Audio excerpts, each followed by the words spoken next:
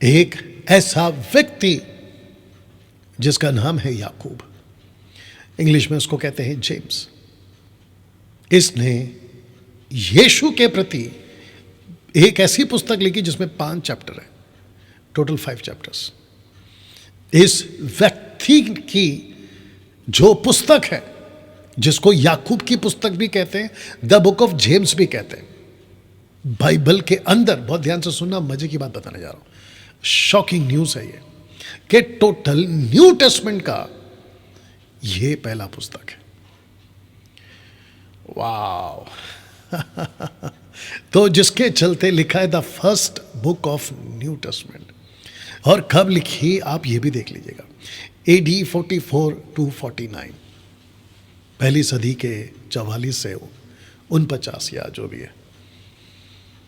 Shocking या ऐसा इतिहास कहती है, बड़े बड़े स्कॉलर्स इसको मानते हैं, और जिसके चलते मैं समझता हूं कि यह सच भी है, क्योंकि ये जो लिस्ट है इसके मुताबिक जो हिस्ट्री में हमारे पास में जो रिसोर्सेस हैं, जहां से हम जानकारियां हासिल कर सकते हैं, उसके मुताबिक मैं चाहता हूं कि इसको पॉज करके बाद में आप एक एक करके आप इसको पढ़ लेना या देख लेना कि कौन सी पुस्तक कब लिखी गई। तो आपको सबसे पहले जो पुस्तक है लिस्ट में वो जेम्स की किताब होगी, यानी याकूब की किताब। तो जिसके चलते मैंने ये स्लाइड आपके बीच में रखा हूं, the first book of new testament, book of James. Wow, interesting right. Okay, अब प्रश्न उठता है, ये याकूब कौन है, ये जेम्स कौन है?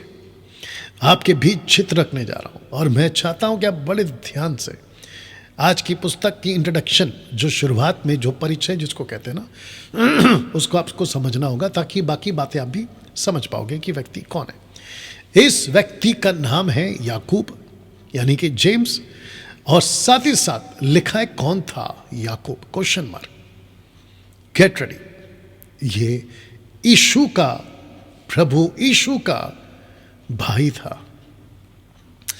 इसका मतलब ये हुआ कि यीशु की माता मरियम, ओके, उसी की कोख से याकूब पैदा हुआ है। ओके, तो जिसके चलते लिखा है याकूब कौन था? याकूब प्रभु का भाई था, यीशु का भाई था, इसलिए प्रभु लिखा है मैंने ना। डैनियल भाई, इसका रेफरेंस कहाँ है, मतलब कैसे बता सकते हैं? तो गलातियों की किताब, उसका पहला अध्याय वचन 19, the book of Galatians chapter 1 verse 19 लिखा है, पौलुस का स्टेटमेंट है। कहता है कि परंतु प्रभु के भाई याकूब को छोड़ और प्रेरितों में से किसी से ना मिला। तो इसका मतलब क्या है? इसका मतलब यह हुआ कि याकूब जो है, पौलुस के हिसाब से यह बताता है कि मेरा जब उद्धार हुआ और जब मैंने सत्य को जाना और जब मैं सीने पर्वत पर से लौटकर आया, तो कहता है कि मैं प्रभु के भाई याकूब को छोड़ किसी से नहीं मिला। You understand? या प्रभु भोज रेडी किया? Okay, good. रखो, मैं बाद में मांगूंगा। Amazing, amazing. दोस्तों, अभी तक कैसा लग रहा है? ओके, आशा करता हूं कि आप ये बात को समझ गए।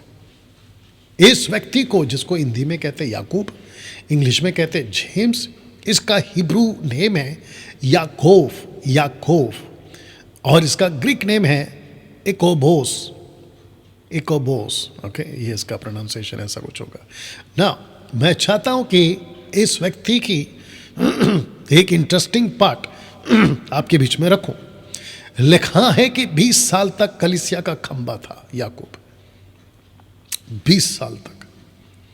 इसको कहते हैं कि यीशु का ये भाई, यीशु के साथ 3.5 साल, हालांकि वो तभी विश्वास नहीं किया था, इसने 3.5 साल यीशु को अपना जीवन, जब यीशु जिंदा थे पृथ्वी पे, तब नहीं दिया था। लेकिन जब यीशु जी उठे, क्रूसिफिकेशन को देखा, प्रकाशन इसको मिला, उसके बाद इसका जीवन बदला। उसके बाद यीशु के असेंशन, यानी कि उठा लिए जाने से लेकर उसके आगे जब तक ये जिंदा था, 20 साल तक इसने अपनी सेविकाई दी। हाँ, ये बात अलग है जो मैं अभी से बता देता हूँ कि ये एक नेचुरल डेथ नहीं मरा, यानी कि इसकी स्वाभाविक मृत्यु नहीं हुई, इसको शहीद किया, मतलब इसको मार्टियर जिसको कहते हैं ना, शहीद हो गया, ये इसका कत्ल हो गया था प्रभु में। ओके ना दोस्तों, मैं चाहता हूं कि गलातियों 2:9 आपके बीच में रखूं, जो कि बताता है कि याकूब कलीसिया का खंबा था। गलातियों 2:9 लिखा है कि याकूब और कैफा मतलब पतरस और यूहन्ना यानी कि जॉन ने जो कलीसिया के खंबे समझे जाते थे। आपको बताता चलूं कि जो यीशु का चेला था याकूब भी उसका भी नाम है, उसकी मृत्यु हो गई थी एक्ट चैप्टर 12 में, लेकिन ये याकूब दिखाई दिया एक्ट चैप्टर 15 में। हालांकि मैं वहाँ पे अभी नहीं जाऊँगा, बस मैंने आपको बता दिया जानकारी के लिए, ठीक है ना। तो जिसके चलते आपको ये बात पता होनी ज़रूरी है कि इसने अपनी मिनिस्ट्री 20 साल कलीसिया को दी और बहुत सारे डॉक्ट्रिन पे, मसीह सिद्धांत जिसको कहते हैं, ये उसको लेके चला। और इसी की पुस्तक से आज बहुत कुछ बातें आपके बीच में मैं रखता चला जाऊंगा ना। दोस्तों, याकूब पहले विश्वास नहीं करता था, यह विश्वासी नहीं था। यूहन्ना की किताब उसका 7:5, the book of John chapter 7:5 लिखा है, क्योंकि उसके भाई भी उस पर विश्वास नहीं करते थे। यही तो मैंने अभी आपको कहा कि 3.5 साल की मिनिस्ट्री में याकूब ने यीशु के 3.5 साल की मिनिस्ट्री बात कर रहा हूं, विश्वास नहीं किया था। जैसे बाकी लोग कहते थे यीशु के बारे में, यीशु के रिश्तेदार, रिलेटिव्स, उसके कजन्स यीशु को कहते थे कि इसका चित्त यानी कि दिमाग ठिकाने पे नहीं। यूहन्ना की किताब उसका 10:20 कहता है कि वो पागल है, शास्त्री फरीसी कहते हैं। तो जिसके चलते इसने भी यीशु पर विश्वास नहीं किया। और बहुत बड़ी बात है ये, उन दिनों में यीशु पे विश्वास करना बड़ा कठिन होता था। क्यों? जल्दी से बता देता हूं, आउट ऑफ द बॉक्स जाकर। क्योंकि यीशु एक ऐसी जिसको कहते हैं ना, पृथ्वी पे जन्म लिया जो कि बहुत साधारण था, जिसको हम कह सकते हैं कि जैसे कोई पैदा होता है वैसा यीशु पैदा हो गया। शास्त्री फरीसी क्या सोच रहे थे? ऊपर से कोई मसीहा आएगा, अचानक से कोई बिजली गरजेगी, अचानक से कहीं पे भूकंप आ जाएगा, अचानक से कुछ बड़ा धमाका हो जाएगा, उसके बाद एक फरिश्ता प्रभु यीशु के रूप में या फिर मसीहा के रूप में ऐसा बड़ा सा उतरता हुआ दिखाई देगा। ये सोच उन दिनों में हो सकती है, और जिसके चलते यीशु के पहला वाला प्रॉफिट, जिसको कहते हैं the last prophet of the Bible, John the Baptist तक को ये प्रश्न आ गया मन में कि आप ही हैं या कोई और। तब आप सोच के देखिए, याकूब का तो बहुत दूर तक है बात। तो जल्दी से विश्वास यीशु पे उन दिनों में करना, उन दिनों के मसीहा के जूइश लोगों के लिए भी एक बहुत बड़ा प्रश्न था। और जो दावे यीशु करता था, वो दावे उनको हजम नहीं होती थी, डाइजेस्ट नहीं होता था। मैं मसीहा हूँ, मैं वो हूँ जो अब्राहम से भी पहले था, बाप रे, मैं ही हूँ और मैं ही था, और जो पिता करता है वो मैं कर सकता हूँ, पिता मुझ में, जिसने मुझे देखा उसने पिता को देखा। सारी बातें अपने आप में बड़ा प्रश्न उठाता था। तो जिसके चलते याकूब ने विश्वास 3.5 साल नहीं किया ना। अब लिखा है कि प्रभु ने खुद जी उठने के बाद उसको अलग से दर्शन दिया था। इसका जिक्र कहाँ है, मैं आपको बीच में अभी रख रहा हूं। और ये ताज्जुब है, क्योंकि याकूब को लेकर यीशु मसीह ने एक बड़ा योजना बनाया था कि मेरी मिनिस्ट्री में, जब पवित्र आत्मा की मिनिस्ट्री स्टार्ट होगी, उसमें याकूब का एक बहुत बड़ा रोल होगा। तो जिसके चलते उसको कलीसिया का खंभा कहा गया, the pillar of church, first church, pillar of first church बोल सकते हैं आप इसको। तो जिसके चलते प्रभु ने इसको दर्शन दिया था, खुद दर्शन दिया था। ताज्जुब, आइए देखते क्या लिखा है। 1 कुरिन्थियों 15:7, 1 कुरिन्थियन 15:7 लिखा है, फिर याकूब को भी दिखाई दिया। हालांकि पौलुस जब इसको लिखता है तो कहता है कि जी उठने के बाद 500 से भी ज़्यादा लोगों को दिखाई दिया, फिर पतरस को दिखाई दिया, फिर कहता है याकूब को दिखाई दिया। और फिर अंत में कहता है मुझे दिखाई दिया।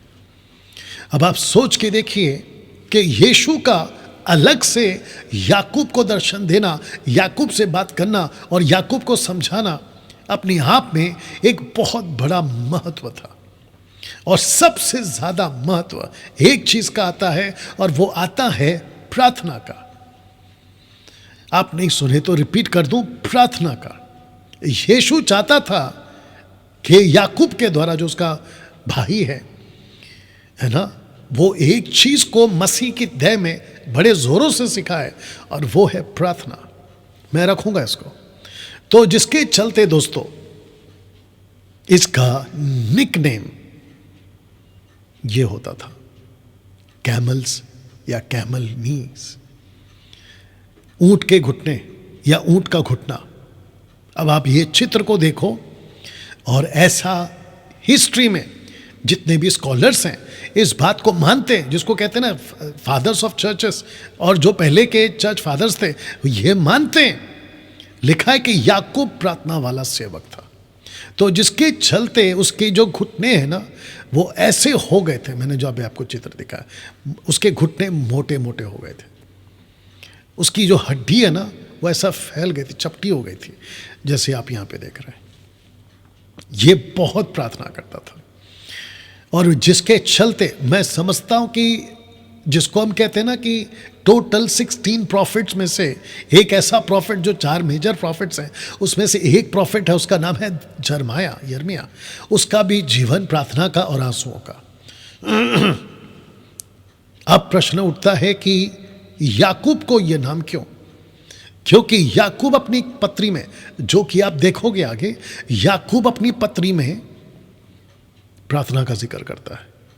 और आपको मैं अभी से बता दूं, क्योंकि मैं जब चैप्टर 5 में आऊंगा तो इसके ऊपर जोर दूंगा। जितने भी विश्वासी हैं, जिसका उद्धार हो चुका है और जिसने मसीह को जान लिया है, और आपको बेसिक स्टडी मिल चुकी है 6 महीने की, 1 साल की मैक्सिमम, 1 साल के ऊपर तो नहीं जाऊंगा मैं, तो जो 1 साल तक का मसीह है उसने खुद प्रार्थना करना है। अगर आप दूसरों को प्रार्थना निवेदन देते हो, आत्मिक बातें नहीं है ये, बिब्लिकल नहीं है ये। और जिसके चलते होता क्या है, आप खुद को मसीह से अलग कर लेते हो, नंबर 1, और खुद को अपाहिज वाला व्यक्ति बना देते हो, आत्मिक अपाहिज, पैरालाइज हो जाते हो आप। यहां तक ठीक है दोस्तों? जब आप मुझे भी सुन रहे, यहां पे कुछ 250 हैं और वहां पे कुछ 450 लोग हैं, ओके, तकरीबन 750 के आसपास। मैं सबको कहना चाहता हूं, आप अगर मसीह को जान चुके हैं, आपको खुद प्रार्थना करना है। तो अभी ये प्रश्न आप खुद से पूछें कि मैं खुद कितना प्रार्थना करता हूं। इसको देख लीजिएगा, मैं खुद कितना प्रार्थना करता हूं और खुद दूसरों से कितना प्रार्थना करवाता हूं। डैनियल भाई, क्या दूसरों को प्रार्थना निवेदन देना गलत है? बिल्कुल गलत नहीं है, लेकिन इसकी आदत मत बनाओ, इसकी आदत मत बनाओ। तो इसको मैं ऐसा कहूंगा, क्या परमेश्वर आपका पिता है, पापा है? Of course. क्या परमेश्वर ने खुद कभी कहा है कि मुझे तुम पिता बुलाओ? Yes, of course. जब चेलों ने पूछा मत्ती के 6वें अध्याय में, हम प्रार्थना कैसे करें, तो यीशु के मुंह से पहला शब्द निकला, हे हमारे पिता, आवर फादर इन हेवन। आपको एक शॉकिंग न्यूज देता हूं कुरान की। कुरान आपको पता है कि कुरान के अंदर अल्लाह ने उनके लोगों को, जो उनके फॉलोअर्स हैं, उनको कभी नहीं कहा कि कॉल मी फादर, लेकिन बाइबल के अंदर ऑलमाइटी गॉड कहता है कॉल मी फादर। वाह! और पवित्र आत्मा आकर क्या कहता है कि उसने आपको और हमको अंदर ये गवाही दी है कि हम उसके संतान हैं और वो हमारा अबा फादर है, अबा फादर। बताइए दोस्तों, जब परमेश्वर आपका पिता है तो खुद प्रार्थना क्यों नहीं करते? आपके बच्चे हैं ना, तो आपसे मांगते हैं कि अंकल से मांगते हैं, पड़ोसी से मांगते हैं, आपसे ही मांगते हैं। वैसे ही आपको अपने परमेश्वर से मांगना है। दूसरों को प्रार्थना निवेदन देने का मतलब ये है कि आपका आत्मिक जीवन कमजोर है। या दिमाग में कुछ आ रहा है, आप खुद सांस लेते हो यस, कि दूसरों की सांस पे आप जीते हो। जो दूसरों की सांस पे जी रहा है उसको कहते हैं कि आपका जो लाइफ है ना, आपका जो जीवन है ना, वो आईसीयू में है और आप लेटे हो वेंटिलेटर पर। आपका जो सांस चल रहा है वो गैस पे चल रहा है, और जब तक बाटला में गैस है, मतलब जब तक उसके अंदर गैस है तब तक आपकी सांस है। तो ऐसा मसीह जीवन मत जियो। खुद की सांस, खुद का आत्मिक जीवन मजबूत रखो। या तो जिसके चलते याकूब प्रार्थना वाला सेवक था। यह चित्र आपको दिखा चुका ना दोस्तों। मैं चाहता हूं कि आप ये भी देख लो, वो चाहे पीटर हो, वो चाहे एंड्रू हो, जेम्स हो, जॉन हो, इन सब की एक ऐसी मृत्यु जिसको हम कह सकते हैं कि शहीद, थॉमस हो, जेम्स हो, है ना, इन सब की एक व्यक्ति को छोड़कर, जिसका नाम है जॉन, यूहन्ना, उसको छोड़कर एक बाकी सब के सब एक ऐसी मौत मरे हैं जिसको कहते हैं मार्टियर, शहीद। लेकिन लिखा है कि जॉन पातमोस नाम टापू में था और बुरे बुढ़ापे में नेचुरल डेथ जिसको कहते हैं वो मरा। लेकिन इस कड़ी में आप देख सकते हैं कि जॉन जो है शहीद की मौत मरा। कैसे, मैं रख रहा हूं। लिखा है कि मंदिर से नीचे फेंक दिया गया था। जो यरूशलेम का मंदिर है ना, उसका जो टॉप है, ये वाला, ये आपके लिए हाईलाइट किया, थोड़ा सा जूम किया, इसको यहां से नीचे फेंक दिया था।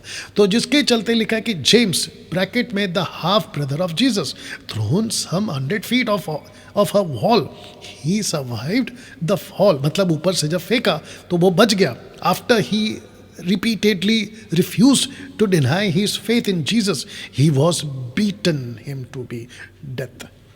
उसको नीचे फेंका, उसके बावजूद ये बच गया। उसके बाद इसको जो कहते हैं ना, कई बड़े ग्रुप ने इसको पीट पीट के मार दिया। ऊपर से फेंकने के बाद भी नहीं मरा ये। क्यों? मजबूत था प्रार्थना का जीवन।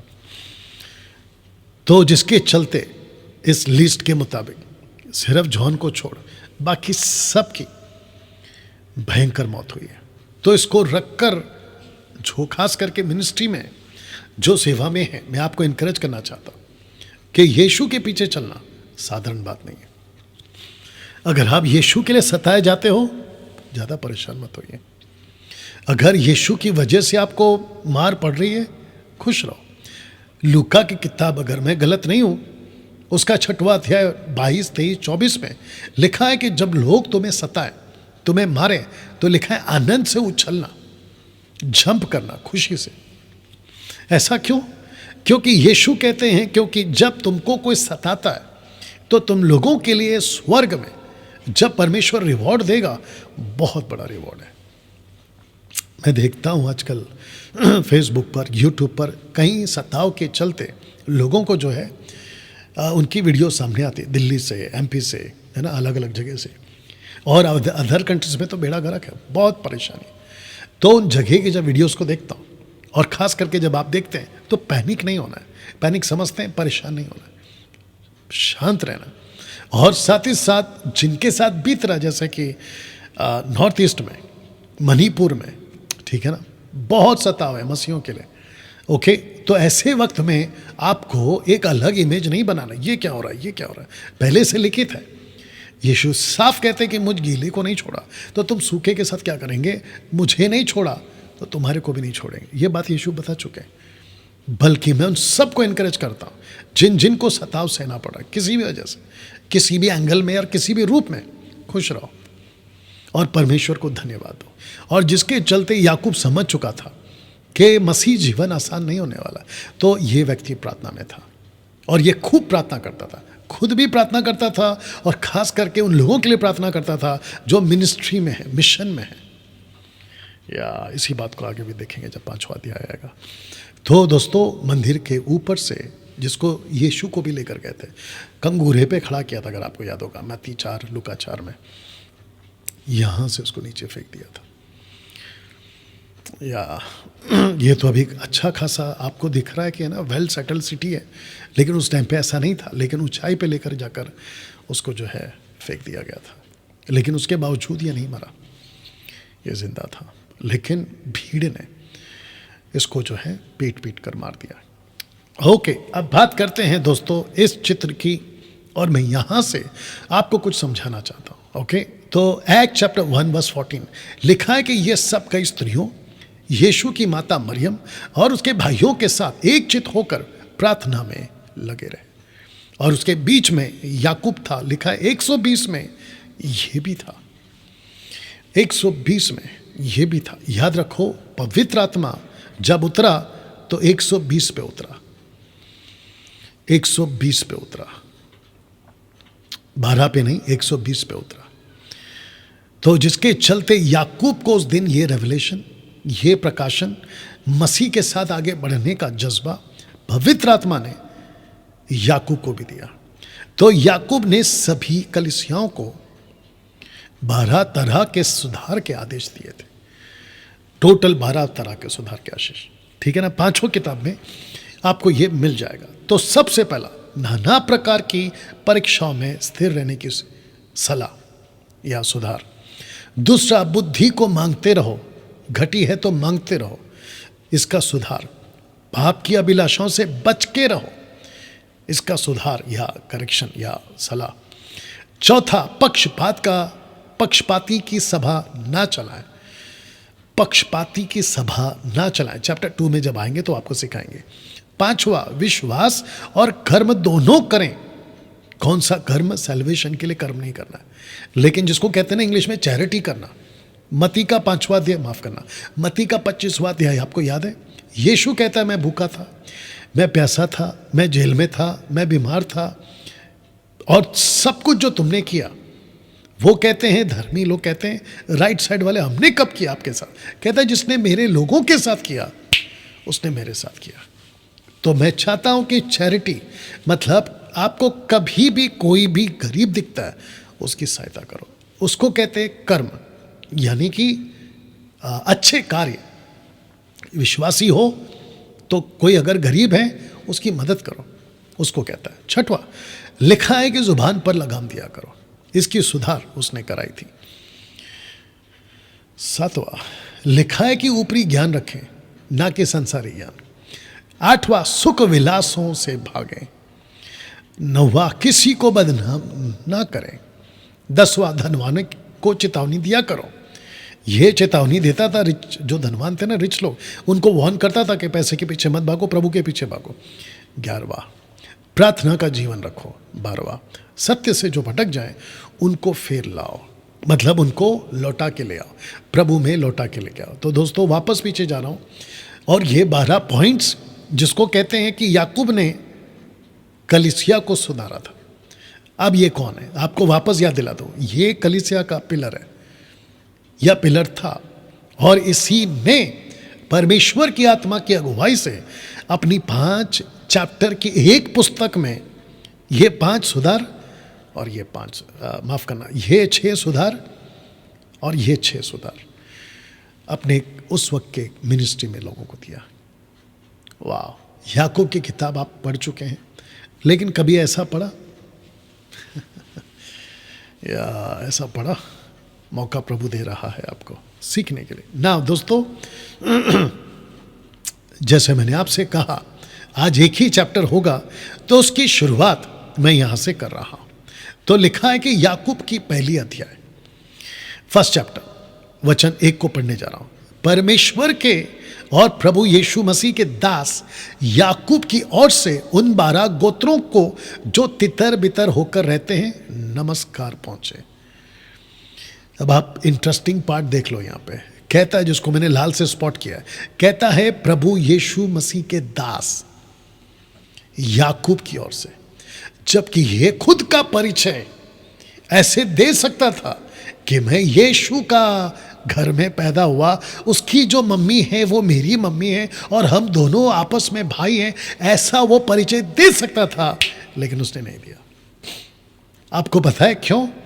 क्योंकि इस याकूब को पता चल गया था कि यीशु जो मेरे खुद के घर में पैदा हुआ, उसी मां से जिसने मैंने जन्म लिया, ये वो व्यक्ति नहीं है, बल्कि ये पूरे सृष्टि को बनाने वाला परमेश्वर है। तब जाकर कहता है कि मैं यीशु का दास हूं, मैं यीशु का दास हूं। तो जब भी किसी व्यक्ति को आप बाइबल में कुछ बातों को लिखते हुए देखते या सुनते या पढ़ते हैं, तो आपको थोड़ा सा बैकग्राउंड चेक करना है, ये इसकी वजह क्या है। ये वजह थी इसकी कि याकूब ने कभी नहीं कहा, नंबर 1। नंबर 2, ये भी कर सकता था बाकी झेलों के साथ, खुद की वीआईपी ट्रीटमेंट ले सकता था, खुद को अपने आप को सुपीरियर बता सकता था कि मैं तो यीशु का भाई हूं। ऐसा कुछ नहीं किया इसने, ऐसा कुछ नहीं किया। तो जिसके चलते इसने क्या किया, दोस्तों एक सेकंड दीजिए, या इसने क्या किया, अपना परिचय एक दास के रूप में किया। और मुझे यह बात याद दिलाती है कि जब यीशु अपने चेलों के पैर धो रहा था, तो यीशु ने क्या कहा था, अगर मैं तुम्हारा गुरु होकर तुम्हारे साथ ऐसा कर सकता हूं, तो तुमको क्या करना चाहिए। इसको कहते हैं कि याकूब हमको बता रहा है कि नम्र बनो या नम्र बनो। आपका पद यीशु से बड़ा नहीं होना चाहिए और नहीं होगा। इसलिए जॉन द बैप्टिस्ट क्या कहता है, वो बड़े मैं घटूं, वो बड़े मैं घटूं ना। इस व्यक्ति ने लेटर किसको लिखा, कहता है जो तितर बितर हो गए थे। तो आपको बता दूं, एक्ट चैप्टर 8 में जब सताव बढ़ गया, स्टीफन की मृत्यु हो गई, पत्थर से उसको मार दिया, शहीद कर दिया गया था, तो लिखा है 8:1 से, अगर आपने कभी पढ़ा होगा, चाहिए तो पॉज करके बाद में पढ़ लेना उसको। लिखा है कि कलीसिया तितर बितर हो गई, उन 12 गोत्रों को जो तितर बितर होकर रहते हैं नमस्कार पहुंचे। तो किसको लेटर लिख रहा है, इजराइल के 12 गोत्रों को। वाह, 12 गोत्रों को लिखा है कि हे मेरे भाइयों, जब तुम नाना प्रकार की परीक्षाओं में पढ़ो तो इसे पूरे आनंद की बात समझो। वाह ऐसा क्यों कह सकता है। देखो, एक जो व्यक्ति होता है ना प्रार्थना वाला, वो समझ पाता है कि बात क्या हो रही है। कहता है कि जब तुम्हारी नाना प्रकार की परीक्षा में तुम पढ़ो तो उसको आनंद की बात समझो। क्यों? क्योंकि उसको पता है वो प्रार्थना वाला व्यक्ति है। जो प्रार्थना वाला व्यक्ति नहीं होगा वो ऐसी बात नहीं कर सकता। वो दुनिया भर का शिकायत करेगा, ऐसा क्यों, वैसा क्यों, इतना तकलीफ, उतना तकलीफ। लेकिन जो प्रार्थना वाला व्यक्ति है वो ये स्टेटमेंट देगा जो उसने दिया, आपके स्क्रीन के ऊपर देख लीजिए आप। तो इसका मतलब क्या है, यीशु के उठाते ही, असेंशन ऑफ जीसस क्राइस्ट, पवित्र आत्मा के नीचे आते ही कलीसिया के ऊपर बहुत सतावा है। क्यों डैनियल भाई? क्योंकि कलीसिया फैल रही थी। याद रखो, जो गाड़ी शोरूम में चुपचाप खड़ी रहती है उसके ऊपर कभी कोई कचरा नहीं आता, उसके ऊपर कभी कोई डेंट नहीं आता, उसके कभी कोई हादसा नहीं होता। लेकिन कोई जो गाड़ी शोरूम से निकलकर जब सड़क पे दौड़ना शुरू करती है ट्रांसपोर्ट के रूप में, लोगों को लाना ले जाना और जिसने खरीदा है उसकी काम करवाना, तब उसके ऊपर कचरा गिरना, डेंट गिरना और हादसे होना स्वाभाविक है। वैसे ही मसीह लोग जैसे ही पवित्र आत्मा आ गए तो पवित्र आत्मा ने कहा आप चलो काम करो। तो जैसे फैलता गया फैलता गया फैलता गया सुसमाचार, सताव बढ़ता गया। तब जाकर याकूब कहता है कि जब तुम नाना प्रकार की परीक्षाओं में पढ़ो तो उसे पूरे आनंद की बात समझो, ये जानकर कि तुम्हारे विश्वास के परखे जाने से धीरज उत्पन्न होता है।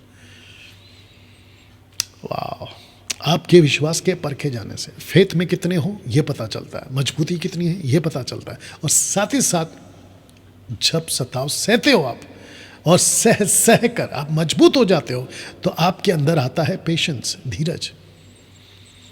और ये बहुत ज़रूरी है। कहाँ पे लिखा है? मत्ती का किताब, एक वचन निकालो, मत्ती का किताब उसका 24:12 है क्या? देखो, मत्ती 24:12, अगर मैं गलत नहीं हूँ।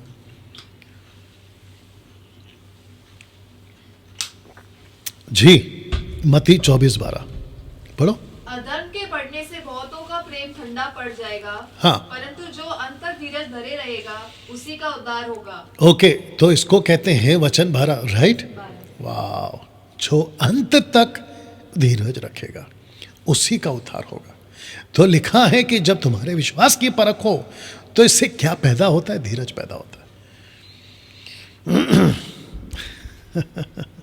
मैं कितना बर्दाश्त करूं, ये प्रश्न उठता है ना मन में, जब आपको कोई सताता है तो प्रश्न उठता है ना, कितना बर्दाश्त करो। ये देख लो,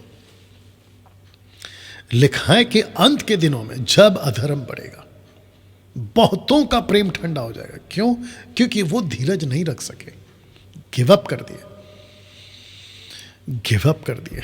आजकल मार्केट में कुछ चल रहा है, कहते हैं कि आप धर्मांतरण वाले हो, आप धर्म परिवर्तन वाले हो, तो आपके पास आते हैं, आपको पीटते हैं, मारते हैं और कहते हैं कि अभी जो हम स्टेटमेंट बोलेंगे उसको तुम रिपीट करो, जो कि मैं अभी यहां पे नहीं बोलूंगा, उसको रिपीट करो।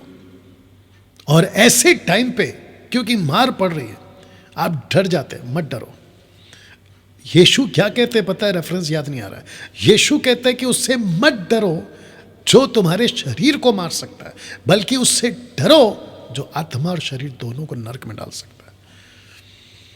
याद आ गया आपको? या तो अगर कोई आपको मॉब लिंचिंग हो रही है, आपको मतलब 20-50-25 लोग मिलके पीट रहे हैं, ऐसे टाइम पे आपके अंदर क्या चलना चाहिए? मैं जानता हूं बोलना आसान है, जब बीतता है तब कठिन होता है। उसके बावजूद बोल रहा हूं, आपके अंदर ये चलना चाहिए, कुछ भी हो जाए, कुछ भी हो जाए, लेकिन मुझे अपने धीरज में बने रहना। तो ऐसे टाइम पे आपके कपड़े फाड़ते, आपको पीटते, लहू लुहान कर दिए, सब कुछ हो रहा है, और जब वो कहते ना ये स्टेटमेंट बोलो अभी, तब जाके हम तुमको छोड़ेंगे। ऐसे टाइम पे आपको उनको बोलना है, भैया ये तो नॉट पॉसिबल, ये नहीं होगा हमसे, ये नहीं होगा हमसे। तो लिखा है कि जब तुम नाना प्रकार की परीक्षाओं में पढ़ो तो इसे आनंद की बात समझो। दूसरा, जब विश्वास की परख हो तो इससे क्या उत्पन्न होगा? धीरज उत्पन्न होगा।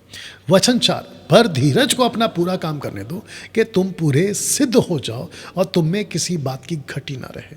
सही, आप सोच के देखिए कि जब पौलुस और सिलास को एक्ट चैप्टर 16 वर्स 25 में, जब पौलुस और सिलास को जेल में बंद कर दिया गया था, रात भर उनको पीटा था, ना खाना ना पानी, और ऊपर से बदन में कपड़े नहीं। और याद रखो कि जिस जगह पे थे वह ठंड बहुत थी, उसके बावजूद ये लोग रात भर क्या कर रहे थे? दो बात, एक प्रार्थना कर रहे थे, उसके बाद आराधना कर रहे थे। मैं रिपीट करता हूँ, प्रार्थना, आराधना। आराधक लोग कहते हैं, वर्शिपर्स कहते हैं आराधना, बकवास। पहला लिखा है प्रार्थना। या आप आराधना के खिलाफ है क्या डैनियल भाई? बिल्कुल नहीं, लेकिन ये जो सिस्टम चलता है ना इन लोगों का, उसके खिलाफ हूं मैं। तो पौलुस और सिलास अगर गिव अप कर देते, वो भूकंप आता नहीं आता। अगर वो कहते इतना मत पीटो, आप जो कहोगे वो हम सुनने को तैयार हैं, आप जो स्टेटमेंट रिपीट करने को कहोगे हम वो मानेंगे, ऐसा अगर कह देते, तो लिखा है कि धीरज को अपना काम पूरा करने दो। So don't give up.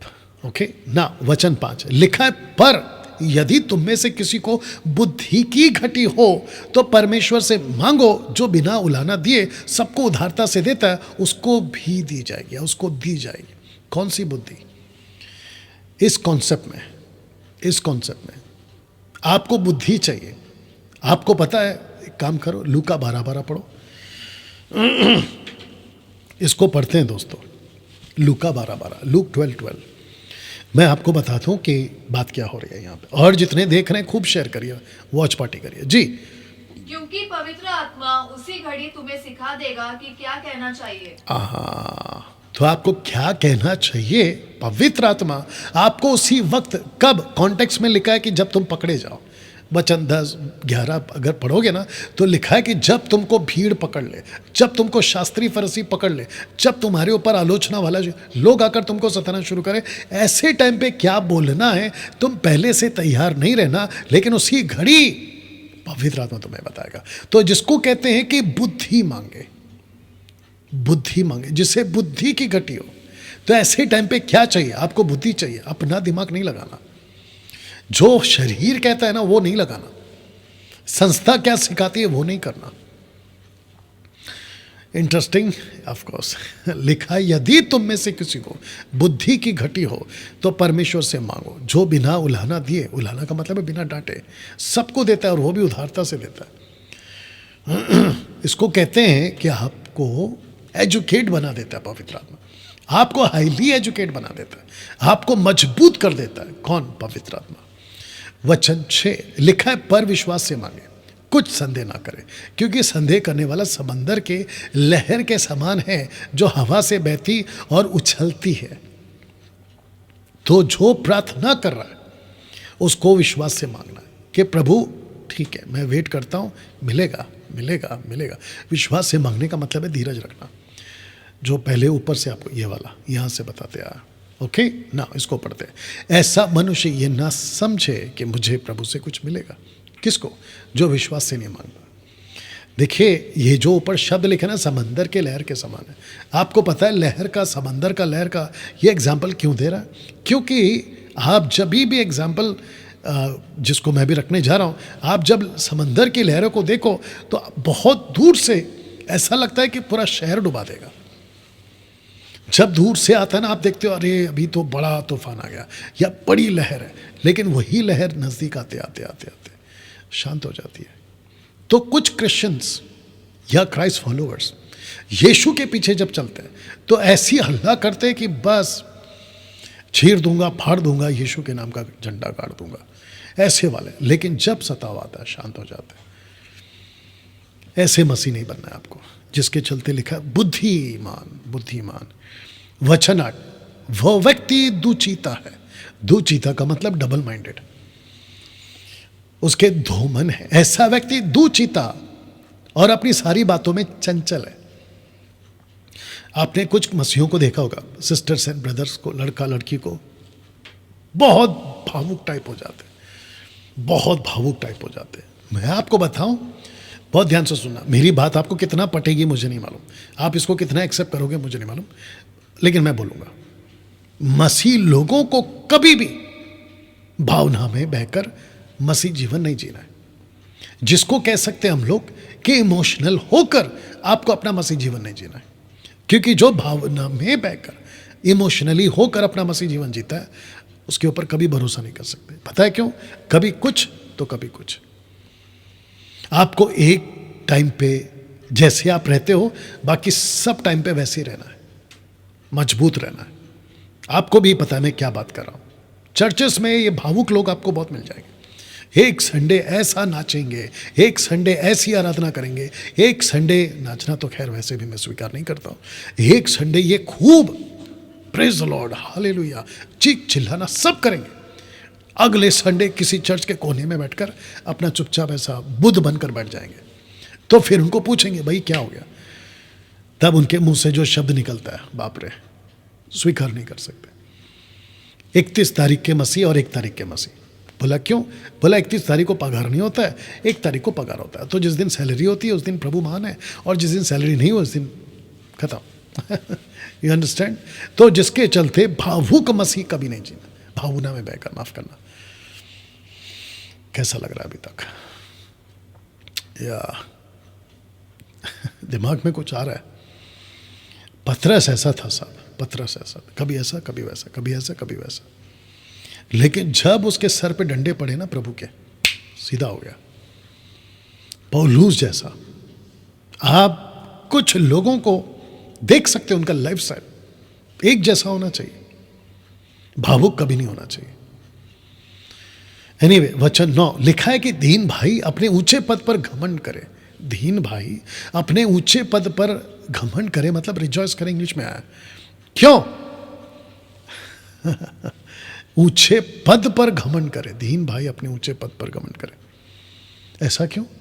इसको इंग्लिश में पढ़ो, जेम्स चैप्टर 1 वर्स 9। कौन सा वर्जन है? केजीवी पढ़ना। जी दोस्तों, मेरे साथ बने रहे। या Let the brother of low degree rejoice in that he is exalted. अभी एम्पलीफाइड पढ़ो।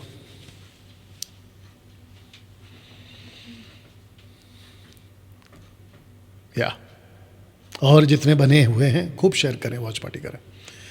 जेम्स चैप्टर 1 वर्स 9 पढ़िए।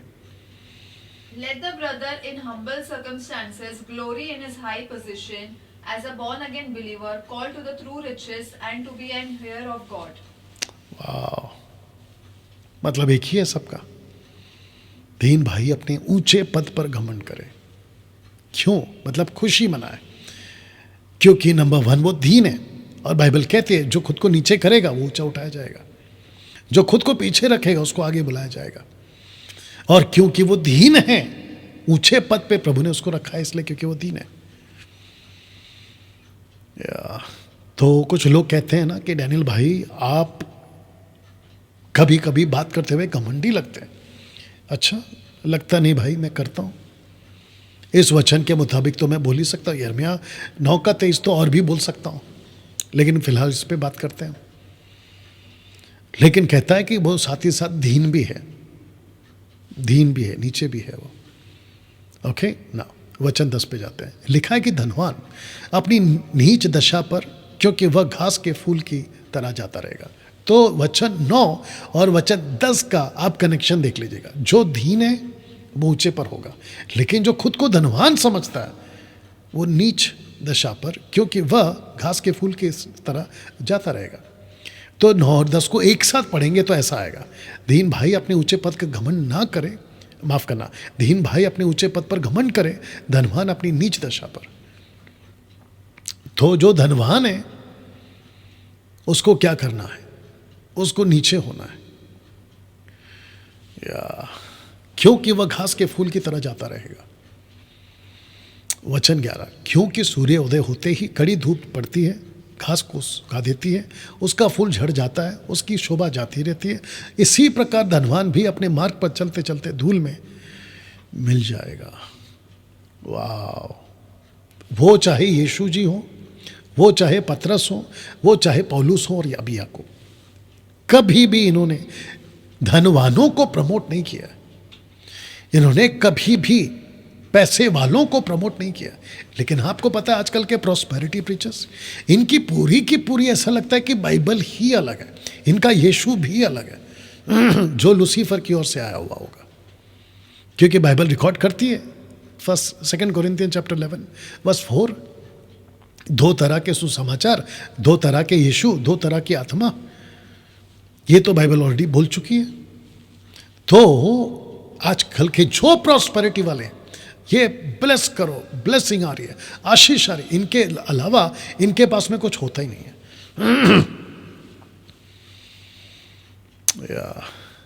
प्रेज गॉड कि मसीह की देह में मुझ जैसे 10% सही प्रचारक परमेश्वर ने रखे।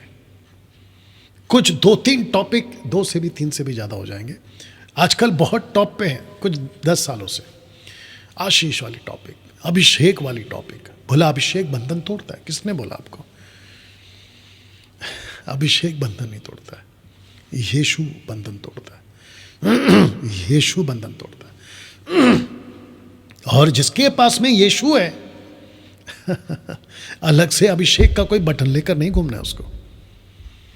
ऐसा कोई अलग से अभिषेक वाला बटन नहीं आता, और ना ही कोई बॉटल में आता अभिषेक।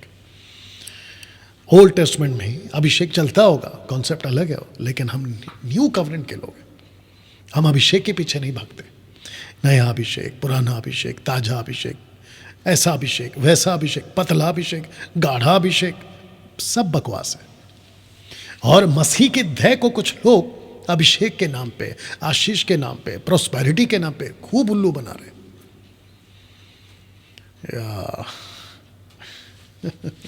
आपको यह समझना बहुत जरूरी है दोस्तों। यहां तक ठीक, आगे जाते हैं।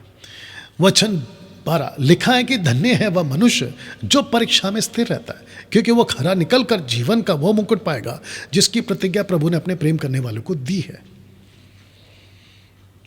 सबको नहीं दी है, जो परमेश्वर से प्रेम करते ना उसको दी है।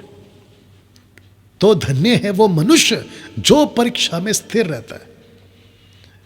प्रकाशित वाक्य 2 अध्याय, जबकि इसको पता भी नहीं था, क्योंकि इसको दर्शन मिला था, तो मैं समझता हूं कि इसको प्रभु ने बहुत सारी बातें की होगी।